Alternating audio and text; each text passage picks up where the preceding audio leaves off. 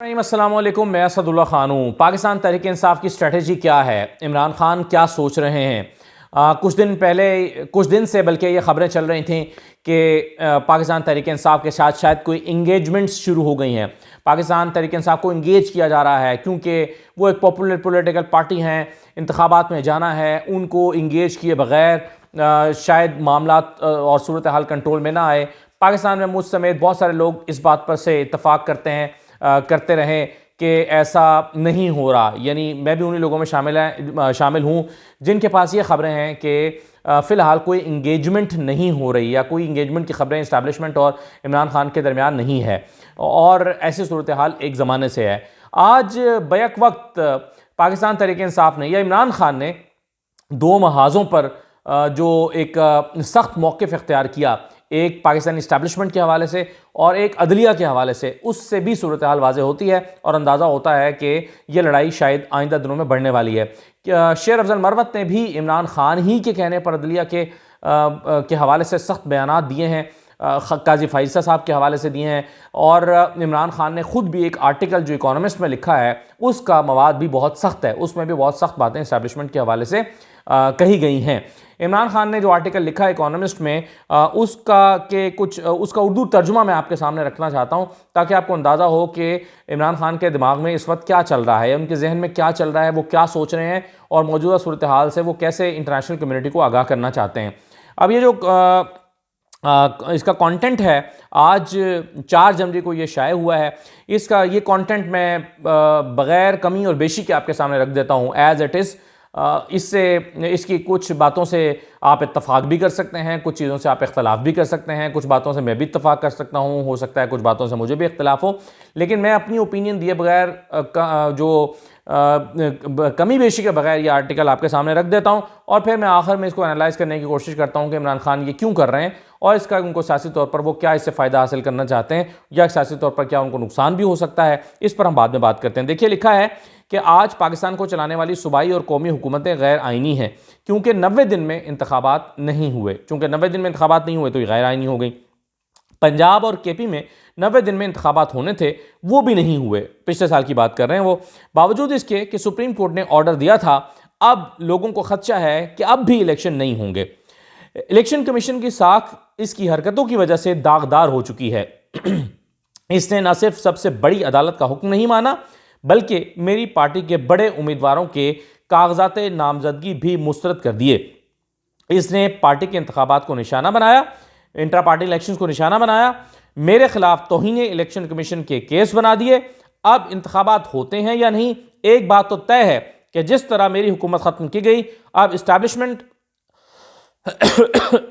माफ़ कीजिएगा, जिस तरह मेरी हुकूमत ख़त्म की गई, अब इस्टेब्लिशमेंट, सिक्योरिटी एजेंसीज और सिविल ब्यूरोक्रेसी पीटीआई को लेवल प्लेइंग फील्ड तो क्या, प्लेइंग फील्ड देने को भी तैयार नहीं है।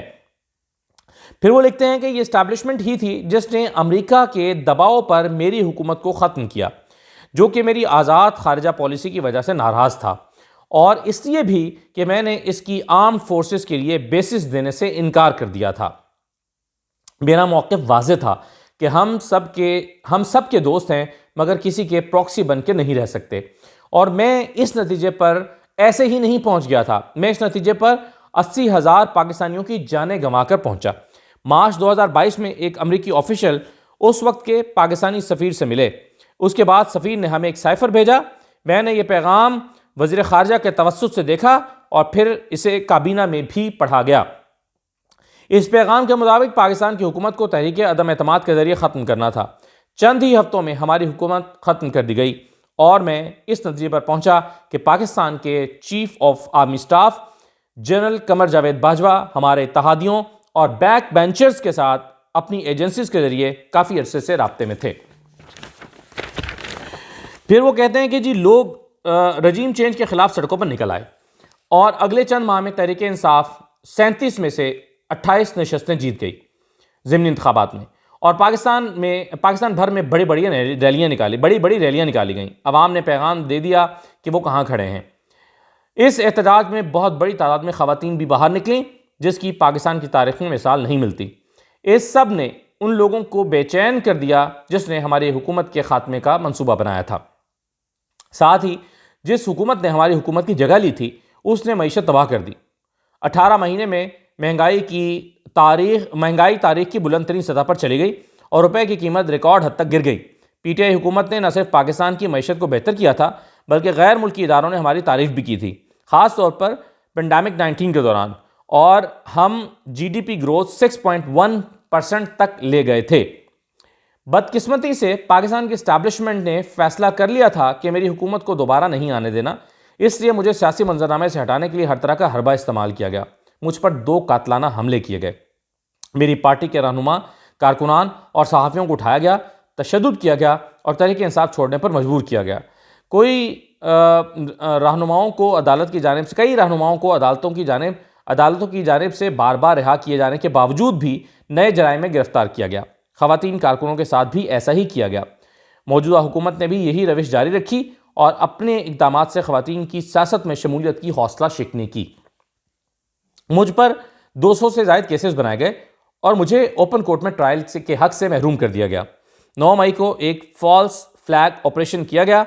मुख्तलिफ मकामात पर हमलों का इल्ज़ाम तहरीक इंसाफ पर डाल दिया गया। इसके नतीजे में हज़ारों कारकुनों को गिरफ्तार और अगवा किया गया और 48 घंटे के अंदर अंदर क्रिमिनल चार्जेस लगा दिए गए।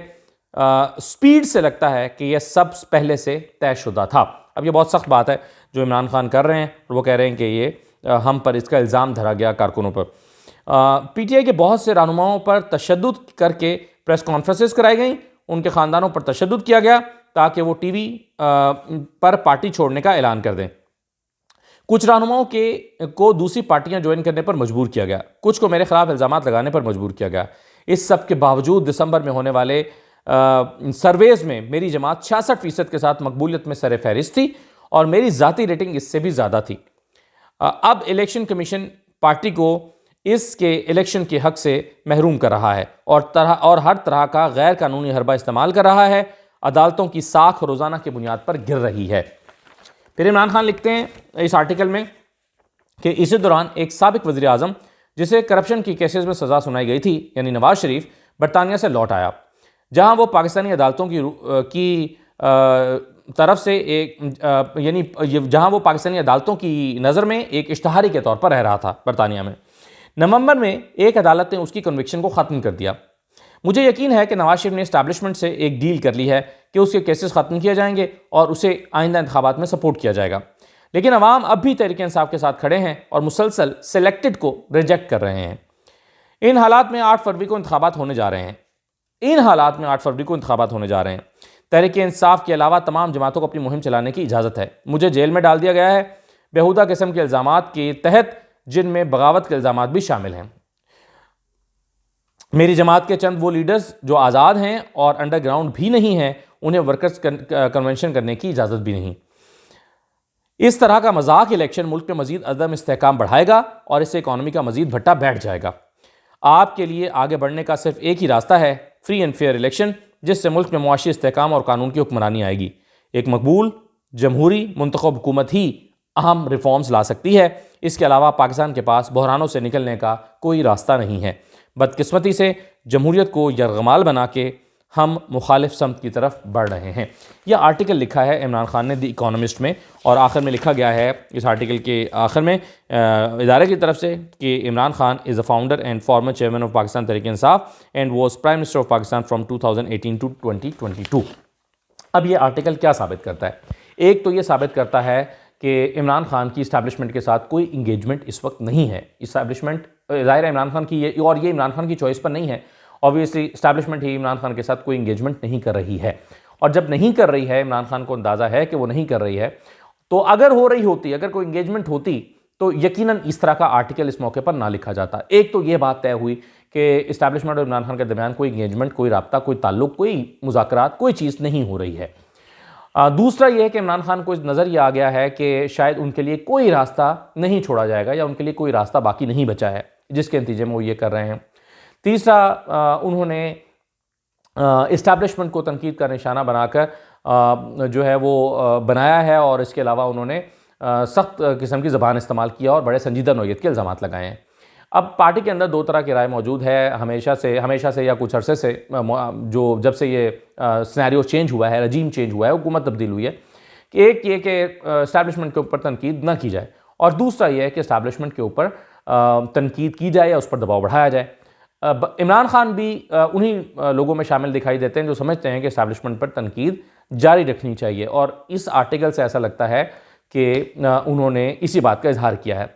अब इससे उनको सियासी तौर पर फ़ायदा होगा या नुकसान होगा, मेरा तो ख्याल है कि सियासी तौर पर मौजूदा हालात में तो शायद उनको कोई फ़ायदा इससे नज़र नहीं आ रहा, हम मुझे होता हुआ नज़र नहीं आ रहा, लेकिन शायद वो अपनी पोजीशन क्लियर करना चाहते हैं और इंटरनेशनल इस्टेब्लिशमेंट इंटरनेशनल मीडिया में इस तरह की बातें करके वो इस्टेब्लिशमेंट पर दबाव बढ़ाने की कोशिश कर रहे हैं।